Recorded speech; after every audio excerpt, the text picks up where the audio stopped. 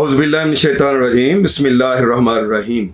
अस्सलामुअलैकुम ख़वातीन व हज़रात, मैं हूं आपका होम्योपैथिक डॉक्टर रिजवान साकिब और आपसे मुखातब हूं शमा होम्यो क्लिनिक लाहौर पाकिस्तान से।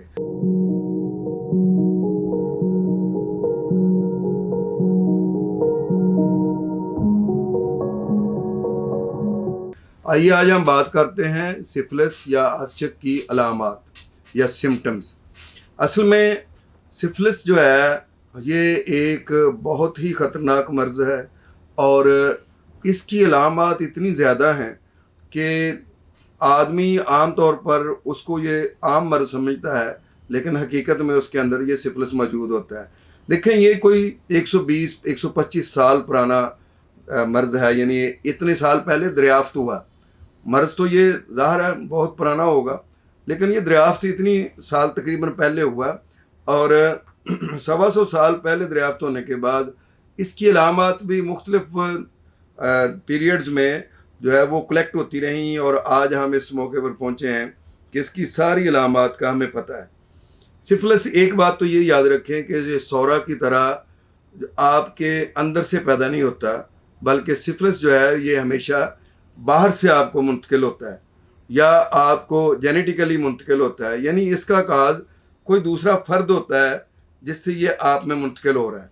अब ये जो सिफिलिस है उसकी वजह से बहुत सारे अमराज जो पैदा होते हैं, मसलन ऐसी खातून या ऐसा मर्द जिसकी औलाद जो है वो सिफिलिस के मर्द के होने की वजह से या सिफिलिस का औरत होने की वजह से जो औलाद पैदा हुई है, तो उसमें क्या जो तब्दीलियां पैदा होंगी कि वो बच्चा पहले बड़ा गुलगुला सा मोटा सा पैदा होगा, लेकिन आहिस्ता आहिस्ता जो है वो कमज़ोर होना शुरू हो जाएगा, उसके जिस्म पर झुर्रियाँ पैदा होनी शुरू हो जाएंगी।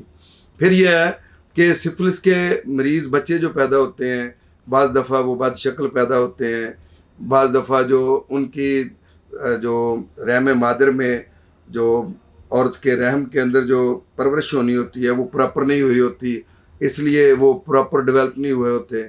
बाज़ औक़ात बच्चे जो है वो बौने रह जाते हैं। आपने देखा होगा कि बच्चे की उम्र जो है 15 साल या 16 साल है, लेकिन बच्चा बिल्कुल छोटा सा नज़र आता है। ऐसे लगता है कि जैसे ये 4-5 साल का होगा या 3-5-6 साल का होगा, यानी इतना छोटा वो लगता है।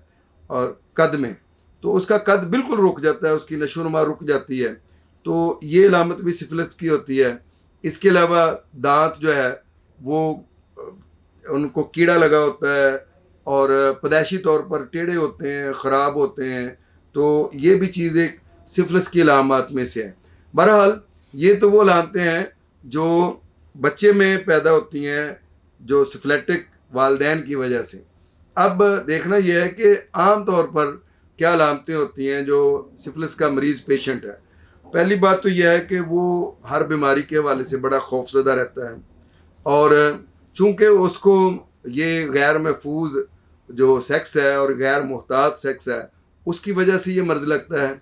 इसकी वजह से वो हमेशा मुख्तलिफ़ किस्म की बीमारियों के वहम में रहता है और उसको नफ़रत हो जाती है सेक्स से भी, और उसको खौफ आता है कि अगर मैं करूँगा तो कहीं मुझे ये मर्ज़ ना लाहक हो जाए। वो बाकी लोगों को छूने से भी, इवन अपनी औलाद को हाथ लगाने से भी कतराता है कि कहीं इससे मुझे जरासीम ना लग जाए, और उसको ये आदत होती है कि वो बार बार हाथ धोता है। इवन दिन में वो 100, 150, 200 बार भी हाथ धो लेता है, और ये उसको ऐसा मर्ज़ होता है कि अगर वो हाथ नहीं धोता है तो उसके सर को दर्द शुरू हो जाता है और वो बेचैन हो जाता है। इसके अलावा जिस्म में टायरनेस, अच्छा वो बज़ाहिर आर्चक या सिफिलिस उसको ज़ाहिर नहीं होता, उसके जिस्म पर कोई ऐसे दाने या कोई ऐसी चीज़ फर्स्ट स्टेज में नहीं होती, लेकिन उसमें थकावट शुरू हो जाती है, हड्डियों में दर्द होता है, गोश्त में दर्द होता है, बुखार होता है, और ऐसा बुखार होता है कि जो हल्का हल्का रहता है, और उसको सर्दी और गर्मी दोनों में वो बड़ी बेचैनी महसूस होती है। दोनों मौसम ही उसके लिए मुवाफ़िक नहीं होते हैं। और इसके अलावा ये होता है कि वो रात उसके लिए बिल्कुल ही मुवाफ़िक नहीं होती। रात में उसकी जो जितनी भी तकालीफ़ हैं वो बढ़ जाती हैं और दिन उसके लिए मुवाफ़िक होता है, और दिन के अंदर वो तकालीफ़ में कुछ कमी वाक़या होती है। सर्दियों का मौसम जो है उसको बहुत ज़्यादा खौफनाक होता है उसके लिए, और वो सर्दियों के मौसम के शुरू होने से पहले ही सर्दियों के मौसम से खौफजदा होता है कि अब ये मौसम आ जाएगा तो मेरे लिए इंतहाई तकलीफ़देह होगा, और वाक़ईतन उसके लिए सर्दी बहुत तकलीफ़देह होती है। इसके अलावा ये है कि हर किस्म की इन्फेक्शन जो है वो उसके जिस्म पर सबसे पहले होती है।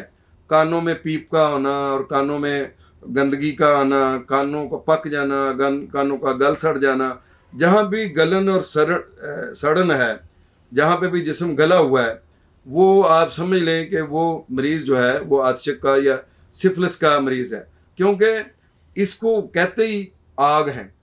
जो आतशक है ये दूसरे मानों में इसका दूसरा जो आम तर्जमा है वो आतशक का आग है। तो आग क्या करती है? वो जला देती है जगहों को, चीज़ों को।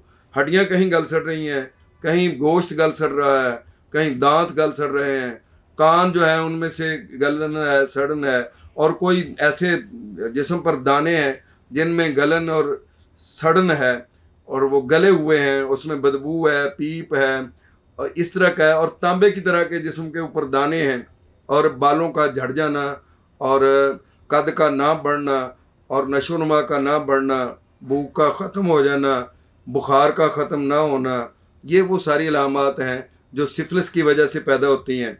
और सिफिलिस जो है वो पहले तो उसकी कोई बसार स्किन पर कोई अलामत नज़र नहीं आती है, लेकिन इन्हीं अलामात से डॉक्टर ये जज कर लेता है कि आपको सिफिलिस है या आप आतशक के मरीज़ हैं। फिर उन अलामात के मुताबिक होम्योपैथिक ट्रीटमेंट करने से सिफिलिस जो है वो बॉडी में से ख़त्म हो जाता है, और ये जो नस्ल दर नस्ल जहर मुंतकिल हो रहा होता है उसको आइंदा नस्लों को बचाने के लिए बेहतर ये है कि आप सिफिलिस का या आतशक का प्रॉपर इलाज कराएं, ताकि ये आपका जिस्म में से जड़ से ख़त्म हो सके। बहुत शुक्रिया। अल्लाह हाफिज़। अस्सलामु अलैकुम।